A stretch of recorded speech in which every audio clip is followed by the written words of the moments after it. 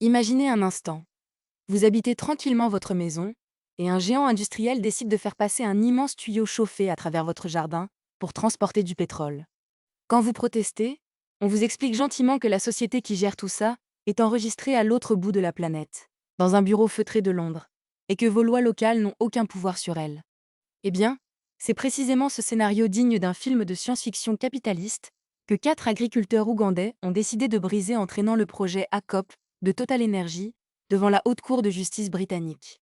Pour bien comprendre l'ampleur de ce séisme juridique, il faut regarder de près ce projet pharaonique baptisé ACOP, ou East African Crude Oil Pipeline. Porté majoritairement par notre géant national de l'énergie, Total Energy.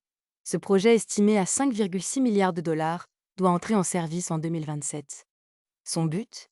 Devenir le plus long pipeline chauffé au monde, s'étirant sur 1443 km depuis les gisements pétroliers ougandais, près du lac Albert, jusqu'au port tanzanien de Tanga. Chauffé. Oui, car ce pétrole est si visqueux qu'il faut le maintenir au chaud pour qu'il daigne couler. Un défi technique immense, mais qui pose surtout d'immenses questions environnementales et humaines. La riposte est venue de là où on ne l'attendait pas. Soutenus par l'ONG de défense des droits Avaaz, 4 agriculteurs ougandais ont déposé une plainte inédite devant la justice britannique. Leur coup de génie? Demander à la Haute Cour de Londres d'appliquer directement la Constitution, le droit de l'environnement et la législation climatique de l'Ouganda à la société ECOP Ltd, qui est enregistrée en Angleterre et au Pays de Galles. Les plaignants rappellent que ce tracé colossal va impacter plus de 100 000 personnes en raison des acquisitions de terres nécessaires, tout en traversant des zones d'eau douce critiques et des habitats naturels protégés.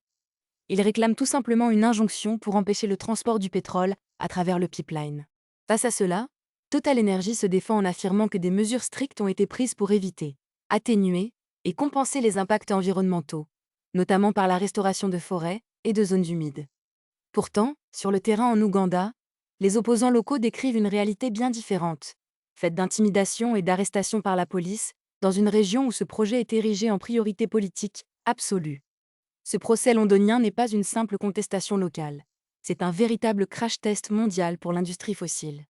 Il intervient alors que Total Energy vient de subir un autre revers majeur en France, où le tribunal de Paris a jugé la multinationale responsable des émissions générées par ses propres clients.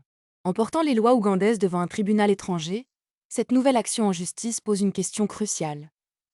Les multinationales peuvent-elles continuer à s'abriter derrière des montages juridiques internationaux complexes pour échapper aux conséquences de leurs activités dans les pays du Sud? Si la Haute Cour de Londres donne raison aux agriculteurs, cela pourrait tout simplement empêcher le pipeline de devenir opérationnel, créant ainsi un précédent historique pour le droit climatique mondial. Et vous? Pensez-vous que les tribunaux occidentaux doivent juger les actions des multinationales dans les pays en développement? Dites-le moi dans les commentaires. Votre avis m'intéresse énormément. N'oubliez pas de vous abonner et d'activer la cloche pour ne pas manquer notre prochaine enquête sur les coulisses des géants de l'énergie.